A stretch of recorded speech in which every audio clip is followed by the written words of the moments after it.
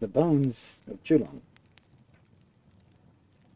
In a beautiful island that lies in the southern seas, where chains of gay orchids bind the trees together, and days and nights are equally long and nearly equally hot, there once lived a family of 7 sisters. The father and mother were dead, and they had no brothers, so the eldest girl ruled over the rest, and they did as she bade them. One sister had to clean the house, second carried the water from the spring in the forest, the third cooked their food, while the youngest fell with the hardest task, for she had to cut and bring home wood, which was to keep the fire burning continually. This was very hot and tiring work, and when she had fed the fire and heaped up in a corner the sticks that were supplied the next day, she often threw herself down under a tree and went sound asleep. One morning, however, as she was staggering along with her bundle on her back, she thought that the river which flowed past their hut looked so cool and inviting that she determined to bathe in it, instead of taking her usual nap. Hastily piling up her load by the fire and thrusting some sticks into the flames, she ran down to the river and jumped in. How delicious it was diving and swimming and floating in the dark forest, where the trees were so thick that you could hardly see the sun. But after a while she began to look about her, and her eyes fell on a little fish that seemed made out of a rainbow, so brilliant were the colors he flashed out. "I should like him as a pet," thought the girl, and the next time she fish swam by, she put her hand out and caught him. Then she ran along the grassy path till she came to the cave in front of which the stream fell over some rocks in a basin. Here she put her little fish, whose name was Djulung, and promising to return as soon and bring him some dinner, she went away. By the time she got home, the rice for their dinner was already cooked, and the eldest sister gave the other 6 their portions in one bowl. But the youngest did not finish hers, when no one was looking, stole off to the fountain in the forest where the little fish was swimming about. "See, I have not forgotten you," she cried, and one by one she let the grains of rice fall into the water, where the fish gobbled them up greedily, for he had never tasted anything so nice. "That is all for today," she said at last, "but I will come again tomorrow." And bidding him good-bye, she went down the path.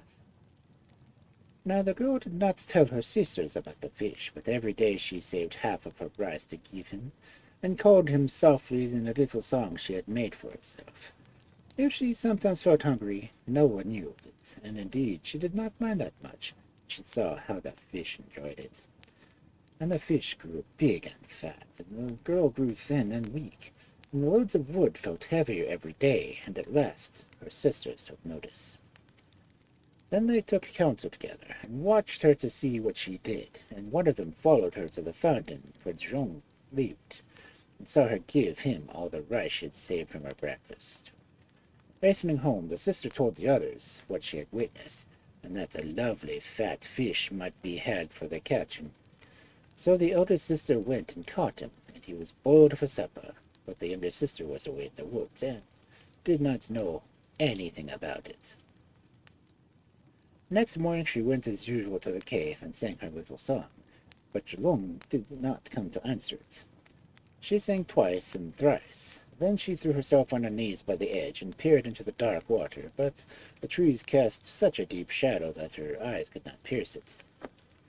"Djulung cannot be dead, or his body would be floating on the surface," she said to herself, and rising to her feet she set out homewards, feeling all of a sudden strangely tired.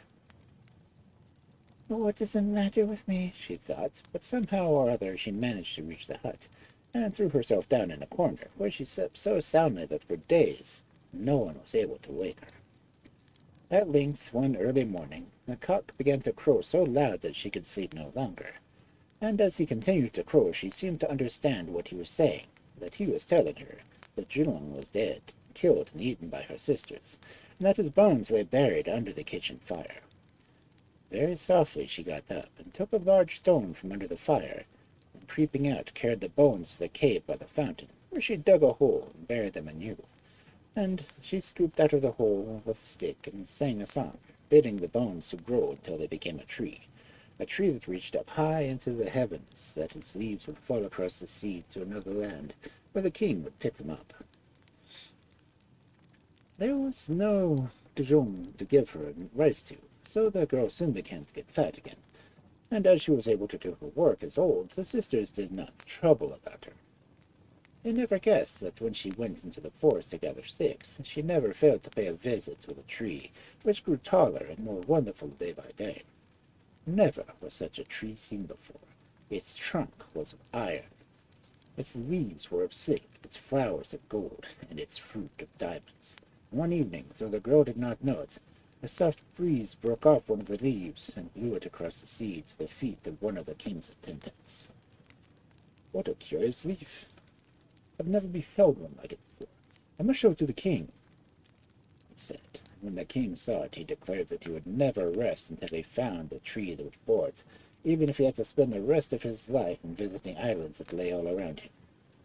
Happily for him, he began with the island that was nearest, and here in the forest he suddenly saw standing before him the iron tree, its boughs covered with shining leaves like the one that he was carried about with him.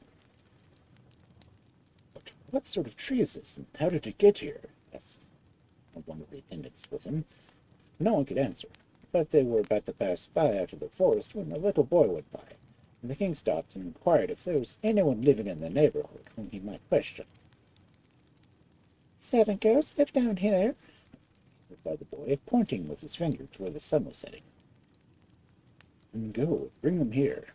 I will wait," said the king, and the boy ran off and told the sisters that a great chief with a string of jewels round his neck had sent for them. Pleased and excited, the 6 elder sisters at once followed the boy, but the youngest, who was busy and who did not care about strangers, stayed behind to finish the work she was doing. The king welcomed the girls eagerly and asked them all manner of questions about the tree, but as they had never heard of its existence, they could tell him nothing. "And if we, who live close by the forest, do not know, we may find no one that does," answered the eldest, who was rather cross at finding this was all the king had wanted of them. "But the boy told me there are 7 of you. There are only 6 here," said the king. "Oh, the youngest is at home. She is always half asleep, and it is of no use to cut wood for the fire," answered they in a breath. "That may be, but perhaps she dreams," answered the king. "Anyway, I will speak with her also." Then he signed to one of the attendants, who followed the path that the boy had taken to the hut. Soon the man returned, with the girl walking behind him, and as soon as she reached the tree, it bowed itself to the earth before her, and she stretched out her hand and picked some of the leaves and flowers and gave them to the king. "A maiden that can work such wonders is fitted to be the wife of the greatest chief," he said, and so he married her, and took her with him across the sea to his home, where they lived happily forever after.